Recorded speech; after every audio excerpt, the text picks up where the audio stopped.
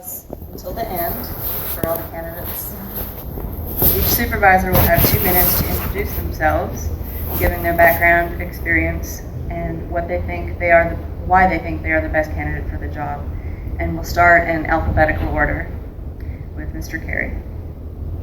Hello, my name is Carey, and I'm really blessed to be here. Thanks for everybody showing up. I'm amongst some great candidates. I was joking outside that it'd be a lot easier if they were jerks to get up here and do this. I'm originally from DeSoto County, graduated from Horn Lake, started in the bond business in '98, moved down here in '06 with a partnership. Started a business of my own. I work for the big firms in Memphis, Duncan Williams, Payne Weber, UBS now.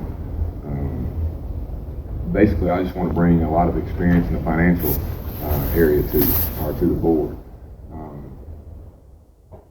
We're doing a $7 million bond issue right now, which is kind of small. It's a lot of money if you think about it, but it's kind of small in the bond business. I was instrumental at Duncan Williams underwriting DeSoto County's largest bond issue ever, which was $90 million back in '01 or '02, and selling that. And that's a precursor to what's coming. I can save a lot of money on issues of that nature. I can bring a lot of experience to the table. Everybody's worried about potholes. Everybody's worried about their roads. Well, if I could save you $500,000 or $1 million on negotiations with a bond issue, that would pretty much pay for everything.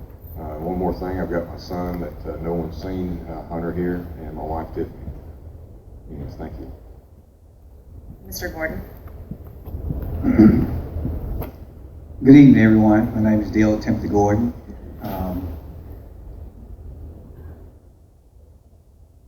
Let me start that over. Good evening, everyone. My name is Dale Timothy Gordon. I was born and raised in Abbeville, Mississippi, where I currently live with my wife, May Gordon, which is here with us for 28 years. We have 3 children, and we have 7 grandchildren. I attend Lafayette High School. I'm a member of Jeffrey Chapel Missionary Baptist Church. I'm a former owner of Gordon Merchandise and Gordon Fashion here in Oxford. I work for the Mary Cathy Head Start, which is known as the Institution of Community Service, where I'm a bus driver there. I've been working for them for over 11 years, and I'm proud of what I do. And I believe in my heart that if you all would consider me as your supervisor for District 3, that I would do the very best that I can to continue the infrastructure, to continue the effort that have been made to better our community.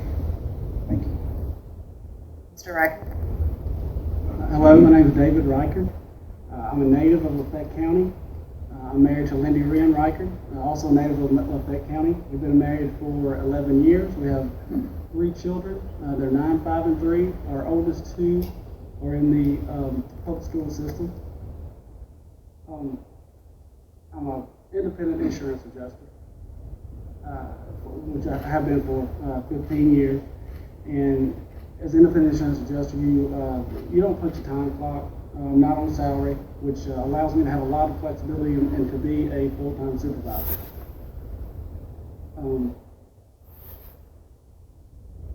I also want to say that I went to Lafayette High School, attended the University of Mississippi, until taking a job as an insurance adjuster. I have 42 family members in District 3 alone. That alone says that I obviously want the best for Lafayette County. And once again, just being able to listen to your concerns, being able to be available to you, I think sets me apart. And I would like that opportunity for November 3rd. Again, using 2 minutes, and we'll go in reverse order this time. What do you think are the largest issues facing Lafayette County? Mr. Rikard. The largest issues obviously are growth. I think everyone knows that we're the fastest growing county in the state of Mississippi, 38th in the country. We can't stop growth. I think economic growth is very beneficial in many ways. But with that growth, we have to manage it the right way so that we protect what makes Lafayette County unique. And so many, and the reason so many people have retired here and for myself and a lot of people that have never left Lafayette County. I think zoning can be instrumental in that, and I think we could start out with maybe a radius around the city, and as we move outside that radius, because you can't legally zone part of the county and not zone the entire county. So we can start with stricter zoning to protect the homeowners of Lafayette County. Like I said, with a radius around the city, and then as we get into more of the rural areas, have just a minimal amount of zoning. Mr. Gordon? The hottest issue that is about revolving around Lafayette County is growth, as has been said. There's nothing we can do about the growth, but we'll continue to prepare ourselves for it. We know that Lafayette County and Oxford is one of the hottest spots on the map, and everybody loves it. But what we have to do is to make sure that all of the people, all of the voters are heard, all of the voters are well taken care of, and make sure that we are fair and equal. We're trying to continue to protect our land and our growth. We want to make sure that we do all the things that's necessary that our taxpaying people will be comfortable with. And I know it's hard to satisfy everybody, but we have to try to come up with a plan, sit down and come up with ideas to make sure that we can secure our county. Mr. Carey? Growth is a very big concern all my life. DeSoto County has been the #1 growing county in the state of Mississippi.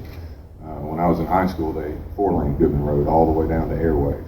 But that being said, you've got to be real careful. My parents never got anything back in the mail for voting for all this growth. Ask anyone that's lived there 30 years how you like it now in DeSoto County. My favorite thing about DeSoto County is when I leave and come back home here. We need to preserve the county is the way I see fit. I live in the county because that's where I love the people, the uniqueness, just the whole atmosphere. And we will have to have zoning, or corporations won't come and build here. But we need to put that up for a vote, period. Is there anything any of your opponents said that you disagree with or feel needs further clarification? And we'll have 1 minute or less on this. We'll start with Mr. Gordon.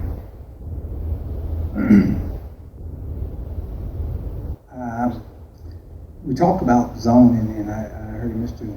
Rikard mention zoning, and zoning is very important. With me going out campaigning, a lot of people have been for it, and there have been quite a few that have been against it. So to be fair, I believe we need to do something like a referendum to make sure that each and every individual have the same opportunity to vote yes or nay to the zoning. But if not, then we also need to look and consider, as it was mentioned, to space out, go out and see how far do we need to be out from the city. And once we set the pace on this here, that will give us a better understanding. I think also we need to give the people enough information so that they would know exactly what all is in the zoning package. Because the zoning package has different rules if you want commercial, if you're looking for residential. So once we understand exactly which one we're talking about doing, then we will be better off. Mr. Carey? I'll expand on my idea. If you look at the city, the reason that they have a building can't be so tall or they can't do this or cannot do that is because they try to preserve the uniqueness of the city. Well, I want to do that for the county as well. I want to put just about everything we can up to a vote. I want to have meetings quarterly, if not at least semi-annually, with the constituents. Because all we have is each other out in the county. I'm proud to be a member of Lafayette County. I'm proud to call this my place my home. And I want to keep it the way it is. If the voters decide differently, then I will do whatever the voters decide. Mr. Rikard? I think they both make excellent points. It's imperative that you as the voters of Lafayette County have all the information possible.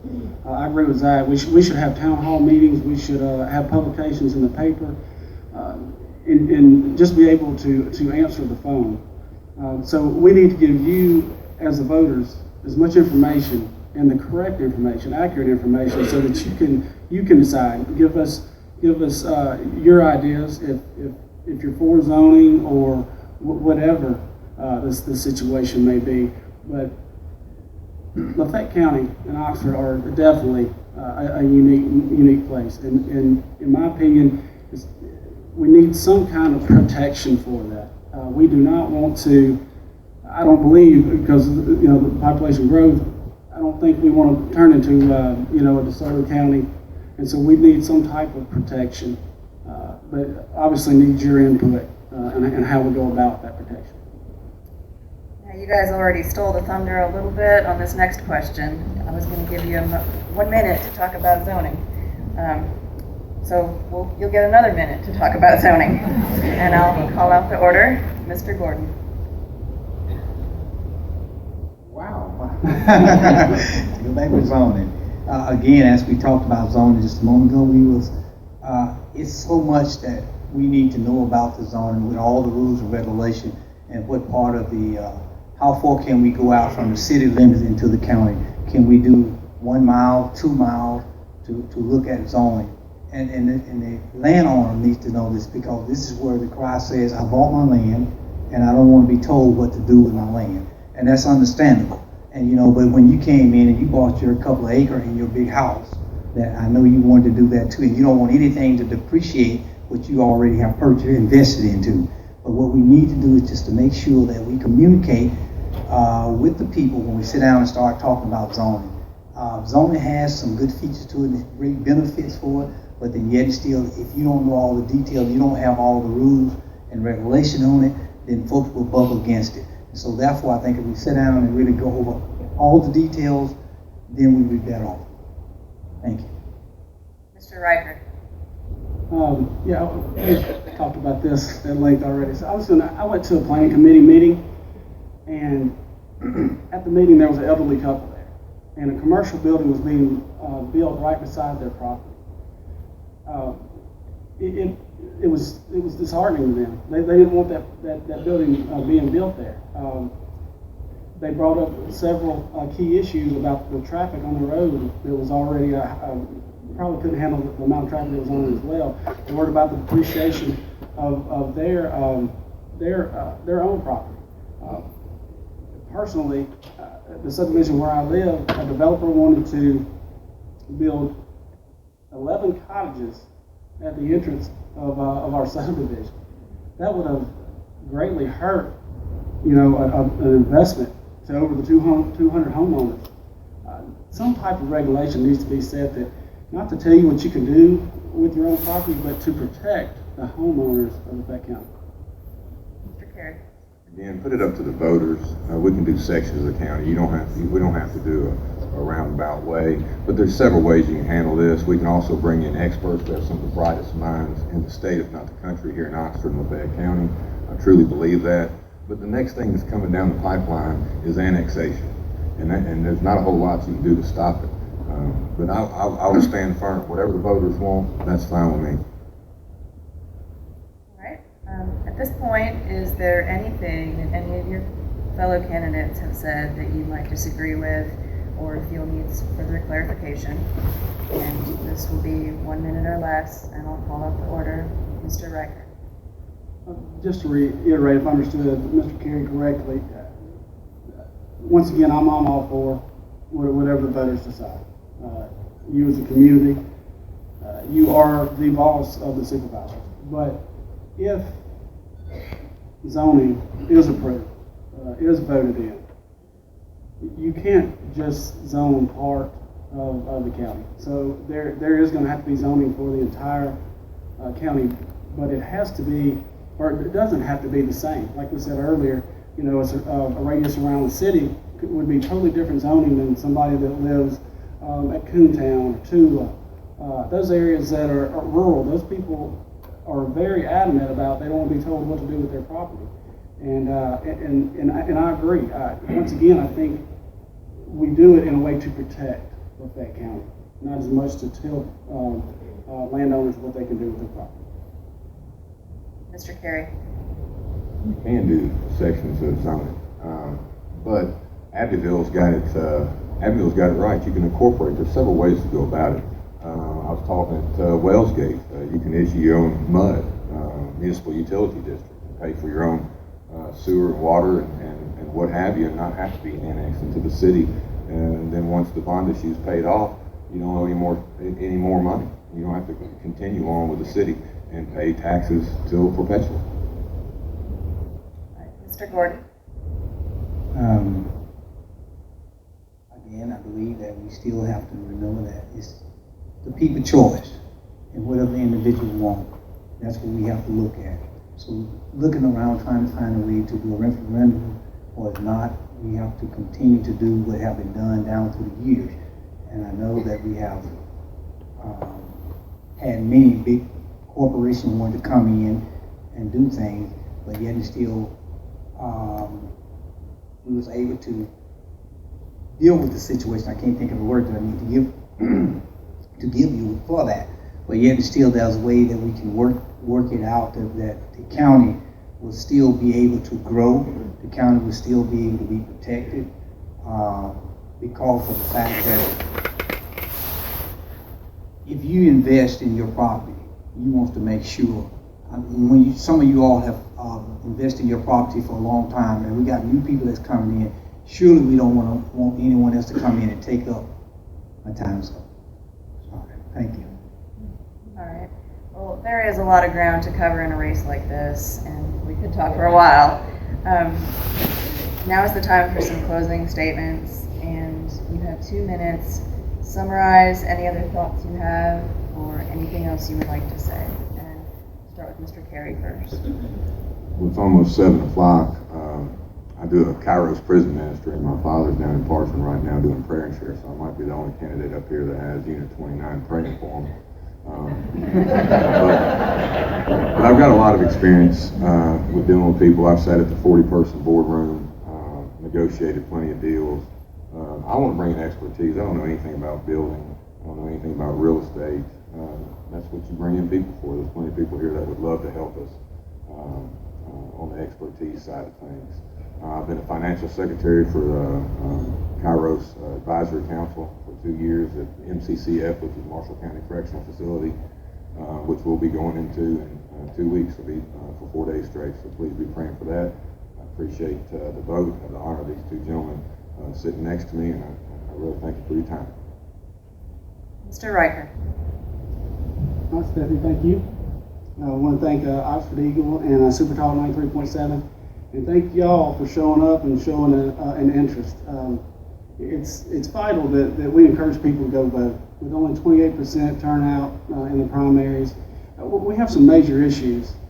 From Initiative 42 all the way up to the governor that we're going to elect for the next 4 years. So I just want to encourage everyone to go vote, and I probably want to have this platform again. So I want to thank my mom and dad. My dad's 63 years old, and he has helped me put up countless signs and campaign for me. My mom is watching our children tonight. And I want to thank my wife, Lindy. She has been basically a single mother for the past 10 months, of 3, that are 9, 5, and 3. So she's had her hands full. And I would really appreciate your vote on November 3rd. But the main thing is just to encourage people to go vote. Thank you. Mr. Gordon. Again, we'd like to say thank you all, Eagle, and to everyone for coming out and giving us the opportunity to speak to you all again for the last go around here. But what's going to be important is, to me, I believe, is to hear from the people. And if you select me to be your supervisor, I will make sure that we come into your community and set up an advisory meeting that we can communicate on a regular basis. I would like to hear from the people to know what their concerns or their complaints are. But I'm going to warn you, I'm only one person, and I only have one vote on the board. Only thing I can do is take it back before the board and try to make sure that we can meet the needs of the people. I thank my wife for being here with me. Where you at, man? I don't see where you at. Where you at? There she goes, back to my brother and one of my friends. Thank God for my father. He's turning 81 years old come next week. And so he's been there with me, and we just thank God for everything that have been done. We thank all the people for all your prayers, your vote, and your support.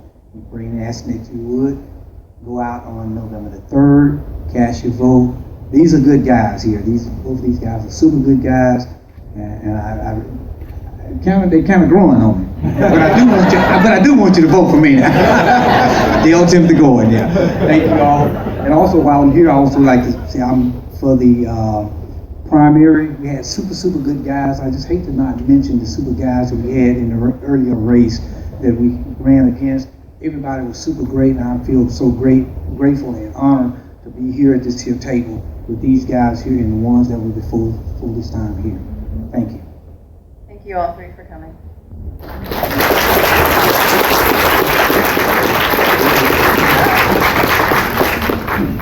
We'll now have a 2-minute break while District 5 is ushered in.